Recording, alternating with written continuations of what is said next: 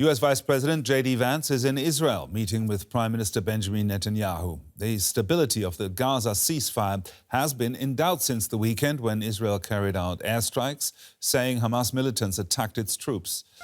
Vance, accompanied by his wife, has arrived at the Prime Minister's office in Jerusalem. Talks will focus on shoring up support for the deal that is backed by the US. Earlier, Vance called for more patience as concerns over the ceasefire are rising. Speaking to the press before the meeting, Vance said these were critical days if the peace plan is to succeed. These are days of destiny, and we're very excited to sit down and work together on the Gaza peace plan. We have a very, very tough task ahead of us, which is to disarm Hamas, but rebuild Gaza to make life better for the people in Gaza, but also to ensure that Hamas is no longer a threat to our friends in Israel. That's not easy.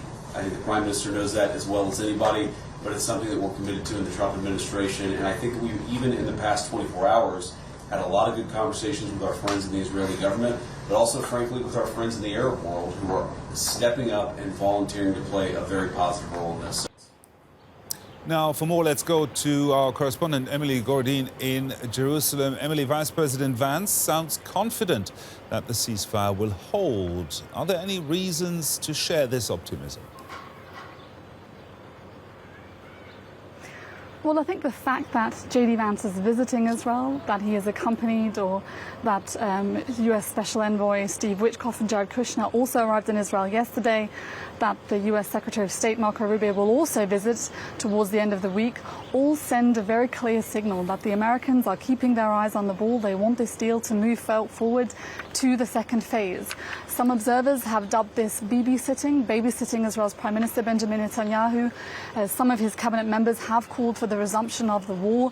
This deal, this ceasefire so far has looked quite shaky. We saw clashes between the IDF and militants earlier this week on Sunday. Both sides have accused each other of violating the agreement. Hamas has been dragging its feet in returning the deceased Israeli hostages.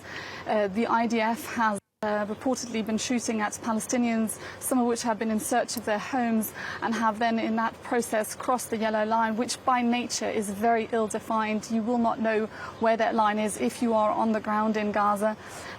So that deal has been looking Vance optimism into that deal. He has been adamant that it's important to look ahead. It's all important to see this deal, this 20-point so-called peace plan as an element, as a puzzle piece, and also looking forward to the Abraham Accords, the peace accords that Israel has struck with other Arab nations. The Americans are very keen to expand those treaties. And of course, you know, that's why the Americans right now are pushing the two sides to make sure they are sticking to the deal. They've warned Hamas that if they don't agree, stick to the deal, then they will be obliterated. And we're hearing similar reports in Israeli media that there have been warnings from the Americans towards the Israelis not to do anything to risk this deal. Now, Hamas seems to be using the ceasefire to re-establish its grip on Gaza. Emily, stay on the line. We're going to take a brief look at recent developments in the Strip. A warning to viewers, this report contains scenes of violence. This is Hamas reimposing control in the Gaza Strip. Public executions like this used as a show of force against rival clans and alleged Israeli collaborators. I think ultimately that was really just a message, I think a very clear message signaling that things like treason, things like criminality will not be tolerated, especially now, you know, when Gazans need this moment of reprieve. With Gaza in ruins after 2 years of war, there's been a breakdown of law and order. As Gazans return to their homes, basic infrastructure and services run by Hamas have collapsed. Now, Hamas security forces are back patrolling the streets. Around 7,000 of them have been deployed, though not everyone feels safe. Yes, the rocket strikes have stopped. The killing has stopped. But in terms of public safety and security, there's no police or government. Gaza is in a security vacuum.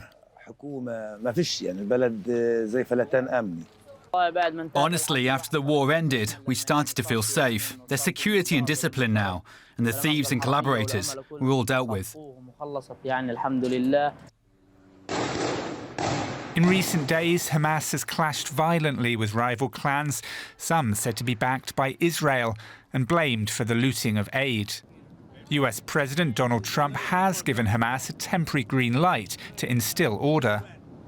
We are standing because they do want to stop the problems, and they've been open about it, and we gave them approval for a period of time. But will Hamas really give up control? Analysts believe the group is willing to hand over governance of Gaza, but wants guarantees before laying down its arms, an Israeli requirement. There are certain caveats to that. Israel has to demonstrate that it will be a good faith partner in negotiations. And the fact that Israel has a systematic record of quite literally assassinating Hamas's negotiating team and moderates within the movement at that isn't really something that instills much confidence for a group like Hamas to want to lay down their weapons. And while Hamas is by no means popular in Gaza, for many in the Strip, it is still the best choice for now.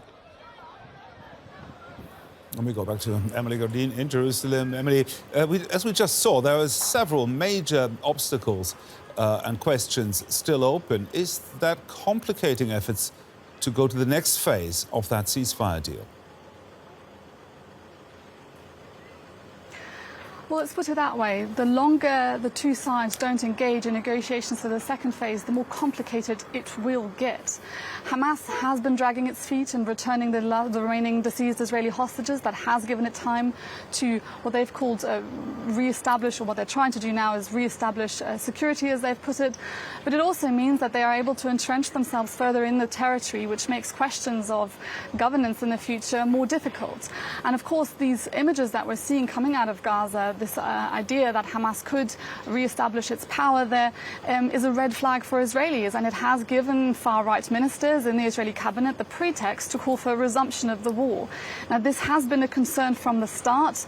Far-right ministers such as Itamar Ben-Gvir, the national security minister, but also finance minister Bezalel Smotrich, have been against a ceasefire deal from the beginning. They want to resettle Gaza. They want to rebuild. They want to build settlements in Gaza again.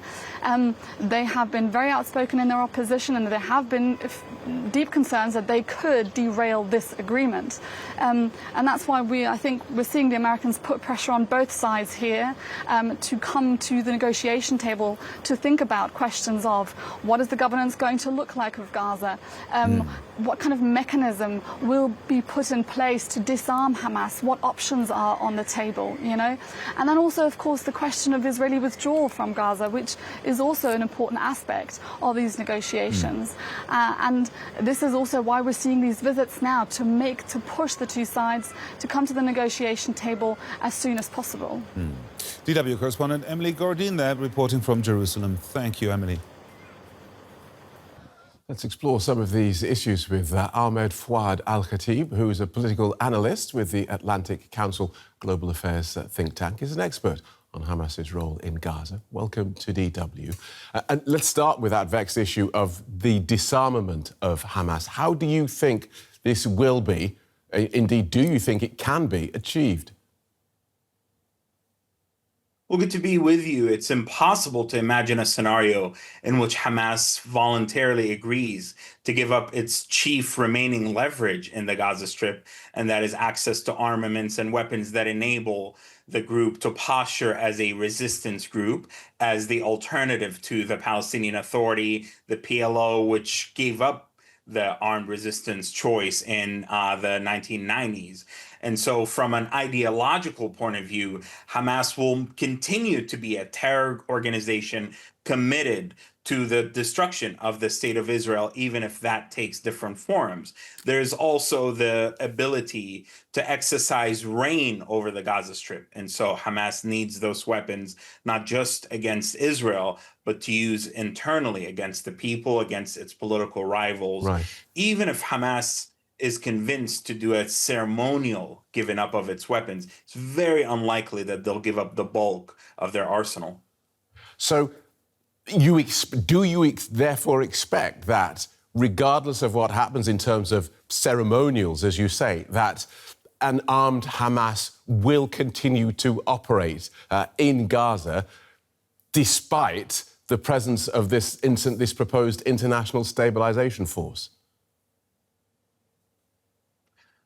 Unfortunately, to a large extent, yes. I was once someone who was willing to give Hamas the benefit of the doubt and believe, and still believe, that there are wings of moderates versus hardliners within the group. Nevertheless, after this destructive war that is arguably the most devastating chapter in contemporary Palestinian history, there is no way in which Hamas, after all the horror that it unleashed on October 7th, against Israel, but certainly the consequences of that on the Palestinian people, would significantly give up its weapons, because then there would be a reckoning, accountability as to why then did you, Hamas, did October 7th only for you to give up your weapons after Gaza has been devastated and decimated. Hamas then would actually admit to the failure of armed resistance,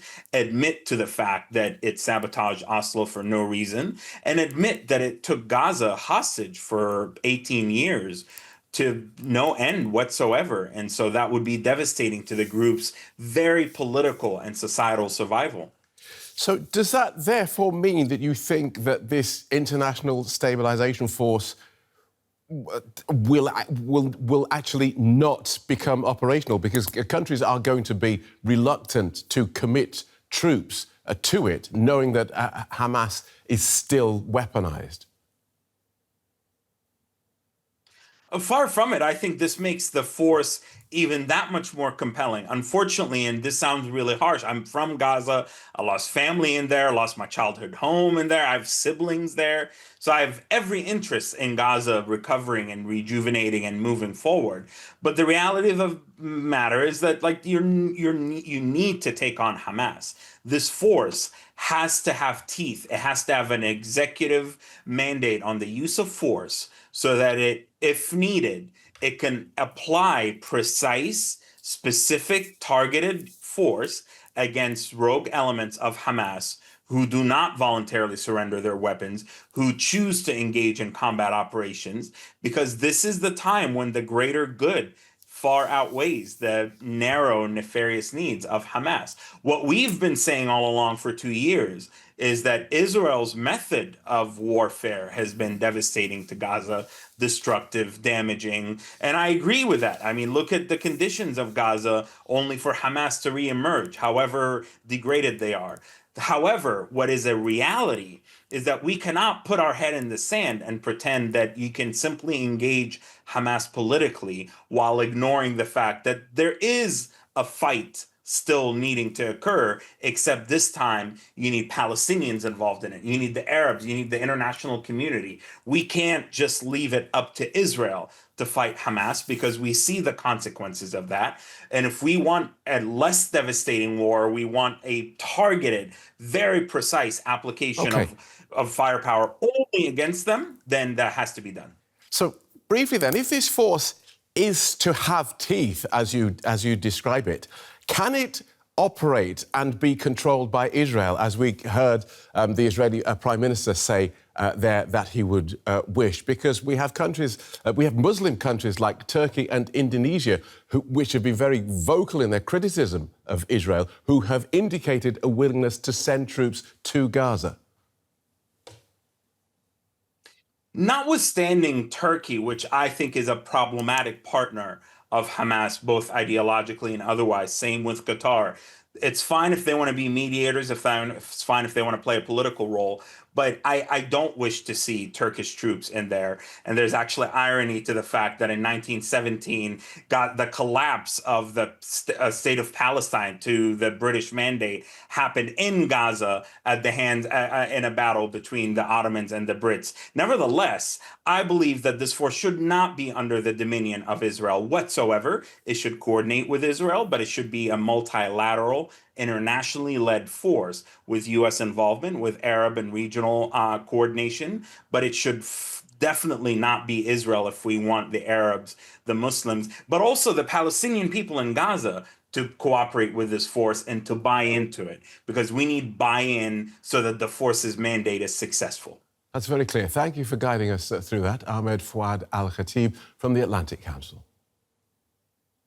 Thank you.